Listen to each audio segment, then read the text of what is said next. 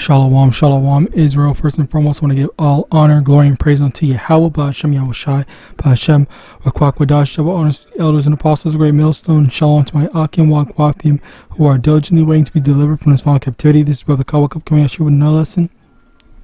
Luke chapter 6, verse 21. Blessed are ye that hunger now, for ye shall be filled. Blessed are ye that weep now, for ye shall laugh. Blessed are ye when men shall hate you, and when they shall separate you from their company, and shall reproach you, and cast out your name as evil for the Son of Man's sake. Okay, so basically today's lesson is going to be talking about, just the people that are, as a matter of fact, I just thought of another precept that I want to get before I start with this. I want to get Isaiah chapter 10 from the top. Woe unto them that decree unrighteous decrees, and that write grievousness which they have prescribed. Okay, and that's another thing. The people, and let me get that as well. Slakia.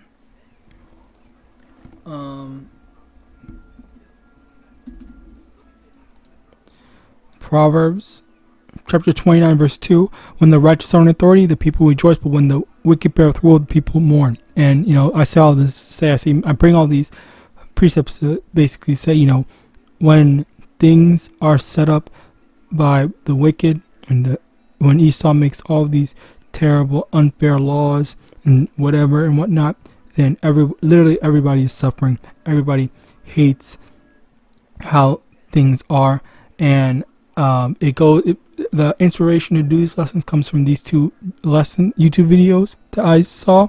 This first one by this brother. Blessed are ye that hunger now. I'm going to link both the videos in the description so you can go check them out yourself. And, this basically reminded me, when being thinking is how, just looking at these people, the first part of it, okay, that are, thriving, they have all these things, they're trying all these nice fancy dishes and stuff like that, makes me think, like, damn, like these people, there are people that are actually like living up, enjoying stuff and whatnot, and you have these people, and I used to try different recipes and stuff like that, but I can't right now. That's just how the Lord made things for me. But that's everyone is different in their situation, and so if you get to do that, then you're not. That doesn't mean that you're inherently wicked or anything like that. Just that the Lord gives people different curses, different lots and stuff like that. But the main thing is just you see these people enjoying, having fun. It's like, oh my God, look at these nice food, look at these nice things, oh my God, like this, and the third. You hear these like happy-go-lucky stuff and stuff like that. Yeah. Pretty much. So yeah, there's that. But on the other side of that, you have this, okay, which I'm actually gonna let this video play a bit because I actually want you to see. I'm not gonna play the whole thing. I'm gonna link it in the description, but I just want you to see some of the things, because there was some that I kind of felt like needed to be seen / heard, and others that I think I just kind of feel like it kind of seems fake, in my opinion. More and more people are really struggling here in the United States to put a roof over their head. A lot of people are not able to qualify for apartments or purchase homes. They're having a hard time. They are becoming homeless. And a lot of people are even finding more creative ways to try and keep a roof over their head. Some people are even looking at storage units. Check this out. Been living in my car. Now living in a storage unit. Trying to get up on it, but can't right now. How much is it? Oh, I have a big one, but I have to put my bed right here or whatever. Man.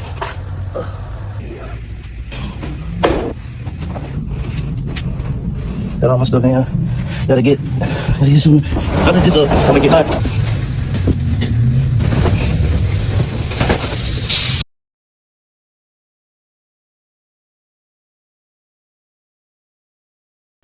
Slakia. So basically, for this first one, I actually think that this might be fake. I don't know why someone would. Well, I do understand why someone would lie and say that it's fake, but just me personally, I believe that this is fake, because he said that storage unit was $150 for 150 a month, and that kind of seems a little too expensive for a storage unit. You would expect him to get a bigger one, all right? And there, it's like he just kind of got it just for the sake of the thing. This is another okay story, but I don't think this is as good as the other up and coming ones. So I'm gonna skip. Okay, but she basically was talking about and yeah, you see lots of different stories and stuff like that, and what these people have to go through. I think this might be real and stuff like that. There's many different instances where stuff like this is going on. This Slovakia, yeah, this I think is definitely, this is one that I think that is actually real, and I'm actually gonna let you hear it. Okay. But I mean, chilling, man. We out for the night in the unit.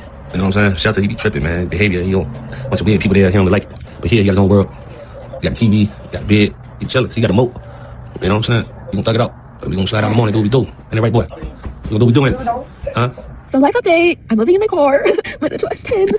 This is me, stay home for the foreseeable future. And yeah, I don't know what to do. And I don't really have anyone. I toured 2 apartments yesterday. I won't qualify for them because you have to make 2.5 times the over $1,200 rent a month. And I don't even make the rent a month. I've never been homeless before. But you know what? This is a really good story. Like, I can do that. But, like, I'm gonna go up from here. Because then, like, I'm broken homeless at 21. But, like, that makes for such a good story. But I'm like, oh yeah, so yeah, you got this chick being hysterical and stuff like that. So yeah, and also actually the thing is, like, again, like, I think this is the most likely, this video here is the most likely to be real compared to all the other ones, because you know there are some, I guess, reasons to doubt the other ones, but regardless of their genuinity, you know, so there might be some people that are actually homeless and are, you know, using storages to sleep in, but they're not dumb enough to, or not necessarily dumb enough, but they're not publicizing it, and they're just, you know, kind of like getting through it. Because, you know, lots of people, they really, you know, they do whatever they need to oftentimes in order to get by. And the fact of the matter is that Esau's, you know, inflation, Esau's laws and stuff like that, he constantly just does everything to that. Basically, that is detrimental to living, and just things are just never good and okay for us, and okay for anyone. All right, where even you have even Edomites, or what appears to be Edomites, suffering as a result as well. All right. So yeah, like this is the result of Esau being in power. And, you know, the thing is that when Yahawashi is in power and is established as the top, the head, all right, you know, he's not going to allow this type of stuff to happen. He's going to make sure that, you know, everyone is taken care of, and, you know, there's not going to be no homelessness and whatnot. There's not going to be no, oh, I can't make rent and stuff like that. All right. Because the thing is, as a matter of fact, when, for us in our culture, I believe it was in Judges. I can't remember. In basically, I'm just gonna say it because I don't think I'll be able to find it. But what happened was, in Judges, there was a dude, there was an Israelite that had been traveling, and instead of, you know, getting a hotel and whatnot, he went, and then he just was able to, you know, lodge and stay with someone. Like, we basically take care of our people. We take in other Israelites in our home, and say, oh yeah, you don't need to pay for anything. You can just eat, you can just drink, you can just stay here with me. You know, if you don't have money to spend, if you don't have a house, you don't have anything, you don't have food, you don't have whatever, you know, I'll just take care of you. That's fine. And it was like free of charge. It was like, you an extended family member staying in your house for free. All right, if you in that same sense, if you it will I don't know if you do, but if you had an extended family member, visiting or traveling or whatever, and they needed a place to stay, then they would just stay at your house and whatnot, and vice versa. All right, so that was basically the custom there, but it was just for any Israelite in general, where if there was an Israelite, then they would say, okay, you know what, I see, you need something, so you don't have a place to stay, come stay at my house and I will take care of you. And he was fed multiple days. And now let me get this actually to prove it. Judges chapter 19 verse 3, and her husband arose and went after her to speak friendly unto her and to bring her again, having a servant with him and a couple of asses, and she brought him on into her father's house. And when the father the damsel saw him, he rejoiced to meet him, and his father-in-law, the damsel's father, retained him, and he abode with him 3 days. So they did eat and drink and lodge there. So yeah, that was the thing, where that was a tradition where if you're visiting in New York or whatever, you're going to New York for a couple of days, a brother, not even your relative, but an Israelite, a random Israelite, all right, that knows that they're an Israelite, they're just gonna say, oh, you need a place to stay? Yeah, as soon as an Israelite sees you, then you can just stay with them. Right? It was literally just that easy. It was literally that common. Even though in this example, this is relative, but still the tradition still stands, and I don't remember where the precept was where they said where they say it. But yeah, like that's basically the tradition where if you need thing, and that's the thing, that's how YAHAWASHI is going to operate, where if people no one's, well, just in general, none of us Israelites are even going to be poor in order to need a place to stay, because we will have so much wealth that we will be able to buy whatever. Okay, we're just gonna always have something. Okay, it's just gonna be too much. All right, we're gonna have a plethora. Okay, more than we will ever need. That's how the blessings of the Lord is going to be. And just in general, like people now. All right, because again, going back into it, you have people now that are Israelites, that are heathens, Edomites, all different people, all different kinds of people that are suffering as a result of Esau's rulership. All right, like this is a result of the wicked being in power, as in reference to Proverbs 29 verse 2. Okay, as we read, when the wicked beareth rule, people mourn, and people are mourning now because Esau is in power, and because Esau is he's hoarding up he's making people work a lot just for people to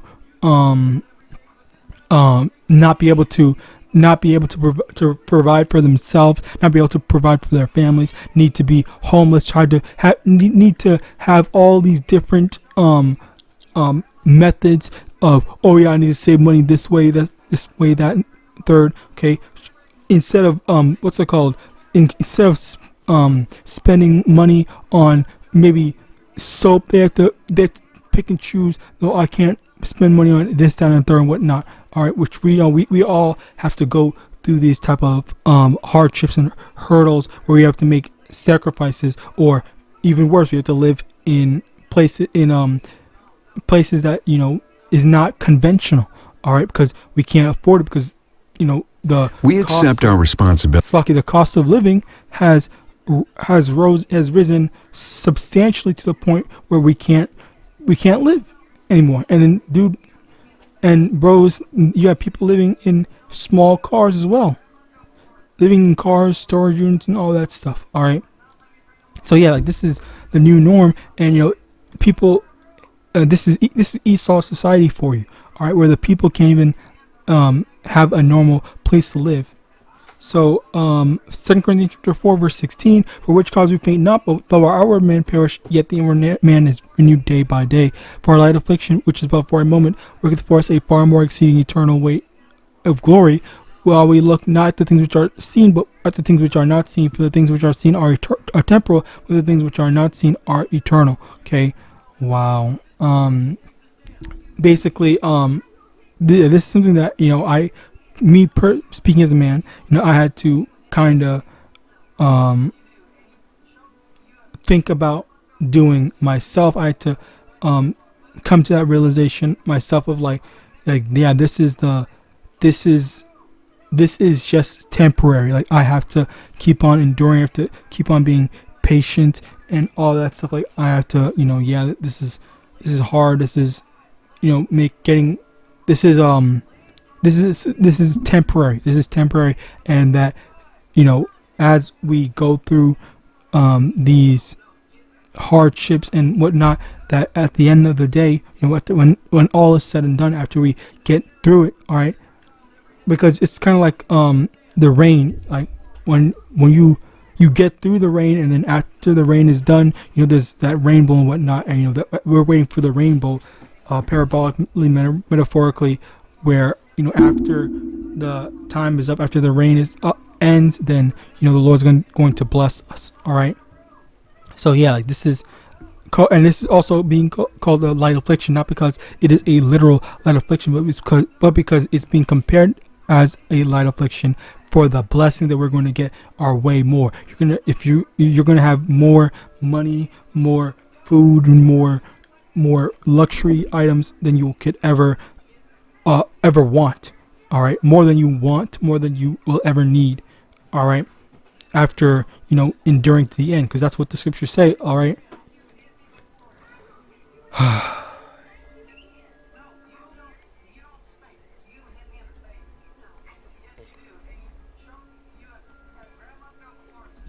Matthew chapter 24 verse 13, but he that shall endure unto the end, the same shall be saved. Okay, and we also get this.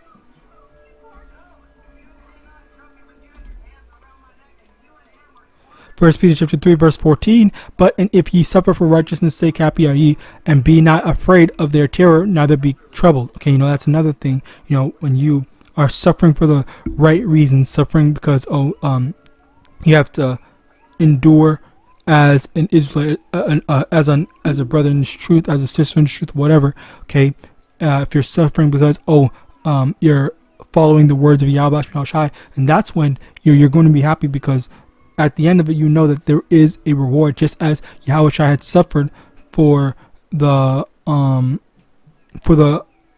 Yahawadah had suffered at the end of the day for the blessings. Yahawadah had suffered for the kingdom that he's going to inherit. All right, Slakia. I was missing the words, but Slakia. This is perfect transition.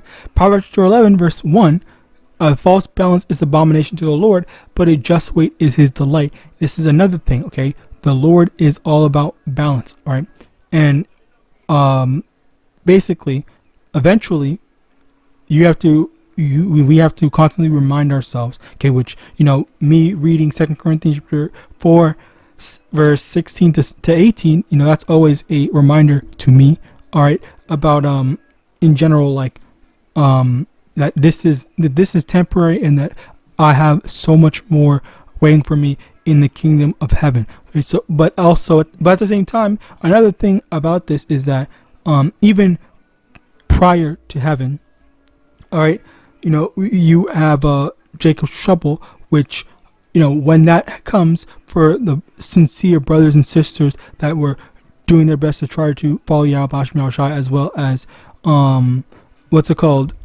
be patient and not trying to join Esau in his wicked ways, or maybe that they were deprived of something like wealth, food, whatever thing that you did not have, or that you do not have now. All right, Slakia. During that time, during the time that everything's all starting to pop off and whatnot, things are getting crazy, the Lord's going to be blessing you. All right, and the reason why we say this is because here in Isaiah chapter 65 verse 13, therefore thus saith the Lord Yahweh, behold, my servant shall eat, but ye shall be hungry. Behold, my servant shall drink, but ye shall be thirsty. Behold, my servant shall rejoice, but ye shall be ashamed. And that's another thing where when the judgment is playing out, when the judgment is falling upon the wicked, falling upon the 2/3, the heathen, the Edomites, and all that, then that's when things are going to be flipped right side up, where we're going to be the ones that are slowly transitioning into, our redemption, our deliverance. Okay, whereas for them, they're going to have to face the music. They're going to have to face YAHAWAH and his judgments. All right, this is a very big thing, a very important thing, aspect that kind of shows the judgment of the Lord. But at the same time, you just have to this is why you have to basically really wait for when the Lord is delivering us, as well as wait for when it's actually time for that transition to happen. Because yes, we are going through hardships. Yes, things might not be so good, but it's just with say for example, take Job. Okay, Job did not go through no easy hardships. He did not go through things lightly. It was literal hell for him. Okay, but he still stayed faithful. He still had faith. He still waited on the Lord, and the Lord had blessed him with more. I think it was double. I might be wrong on that. But Job was blessed with more than what he had prior to Satan messing with him and taking all of his stuff away from him. All right, so that's the thing. That's the thing where we are going through this hardship for us to, be blessed with more. All right, but even then, it's not even it's not necessarily to, because I don't want to get your hopes up and make you think, prosperity doctrine in Babylon. No, I'm trying to say this in a sense of like the Lord's going to bless us, because there's different instances where the Lord's going to bless us before the kingdom, and the fact of the matter is that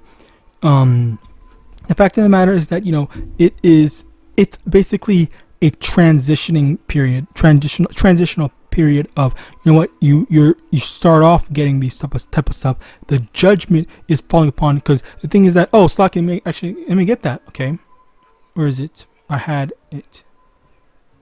I think I took it off. Okay, so here it was over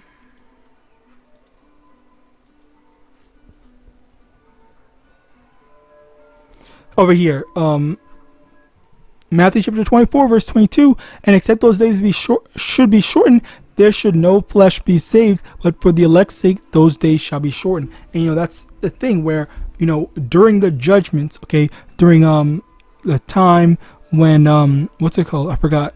I'm drawing a blank on it, even though I should know it. But what is it? It was the MOTB, perfect example. When that gets implemented, that's going to be the time where things get terrible. Okay, where people are going to need to have joined Esau society, but we will have been required by YAHAWAH to not have accepted it and not be able to participate in his society. So as a result of that, under normal circumstances we should have died, but we should have died based because of the lack of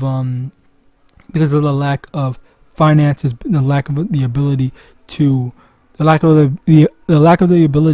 to participate in financially in the society. But the thing is that the Lord is going to basically cause our situation to be better, or cause it to be cause it to be where we are constantly being provided, we're constantly being taken care of. The same way, as a matter of fact, let me get that.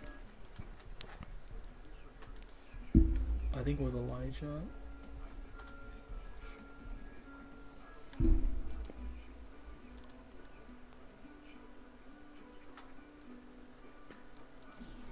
Bear with me one moment.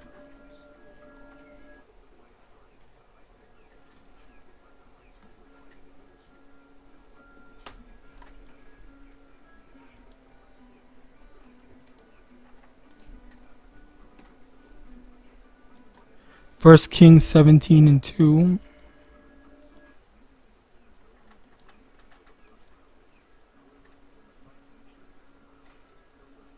Oh, it was ravens.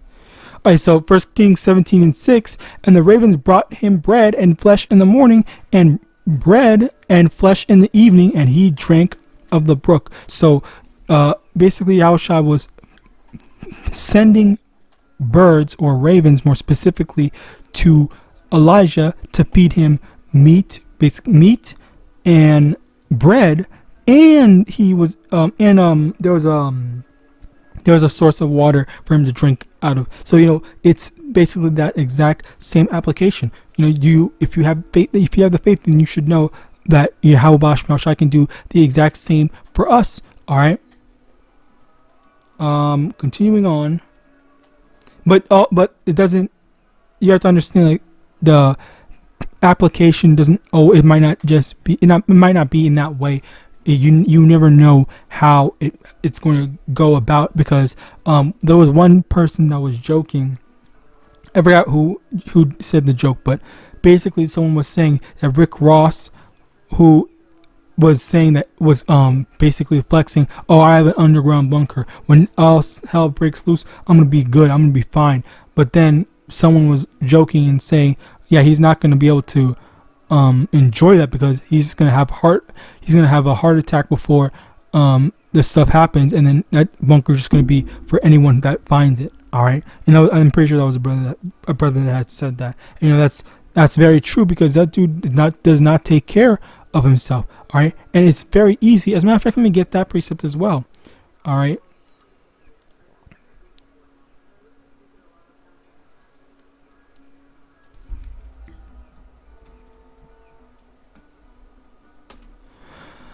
Okay, I think it's Luke. Yep, Luke chapter 12, verse 20. But Yahweh said unto, let's start at verse 19. And he said, verse 19, Slakia, and I will say to my soul, thou hast much goods laid up for many years. Take thine ease, eat, drink, and be merry. But Yahweh said unto him, thou fool, this night thy soul shall be required of thee. Then who shall those things be which thou hast provided? All right, so that's another aspect of it, where this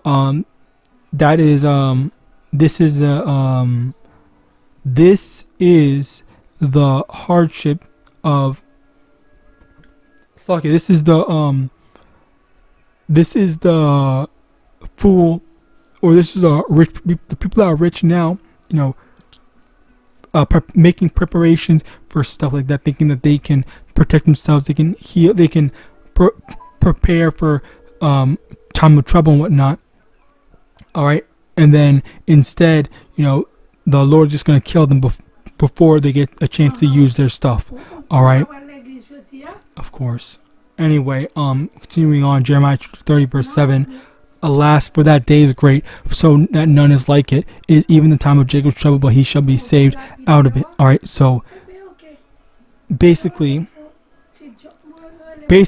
in Jacob's trouble, it's primarily for the 2/3 primarily, but of course, if you are wicked, if you've been wicked and you're not doing the best that you can to get right with YAHAWASHI, then of course you're gonna have to answer for certain stuff. And the thing is that some of us might have to pay for certain sins that we do. And at the end of the day, none of us are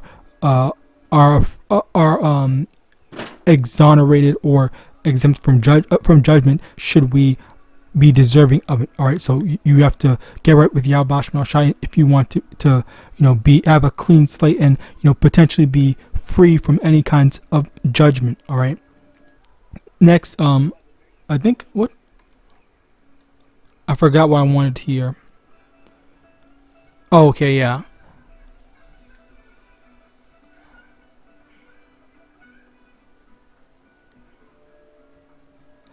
Daniel chapter 12 verse 1. And at that time shall Michael stand up, the great prince, which standeth for the children of thy people, and there shall be a time of trouble such as was never since there was a nation, even to that same time. And at that time thy people shall be delivered, every one that shall be found written in the book, and many of them that sleep in the dust of the earth shall be awake, some to everlasting life, and some to shame and everlasting contempt.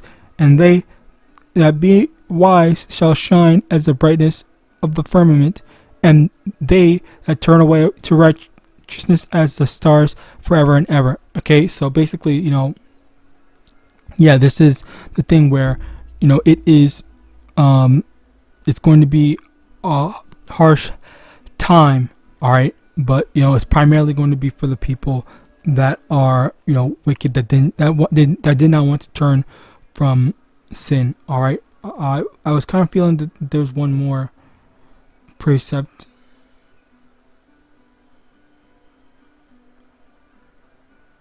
But I guess I can't remember what it is. Anyway, regardless, moving on.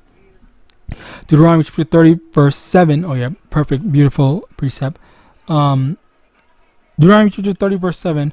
And the Lord thy power will put all these curses upon thine enemies and on them that hate thee, which persecuted thee. Okay, so basically this, again, as I said before, the curses are being translated to our enemies. So all the stuff, the hardships that we had to go through, it's going to be put on Esau, Edom, rather than us needing to go through the hardships as we are in the period of repenting. We are in the period of time of changing our ways from wickedness to righteousness and to following Yahawadah rather than us constantly going against the words of the Lord. So with that, I pray this lesson was edifying.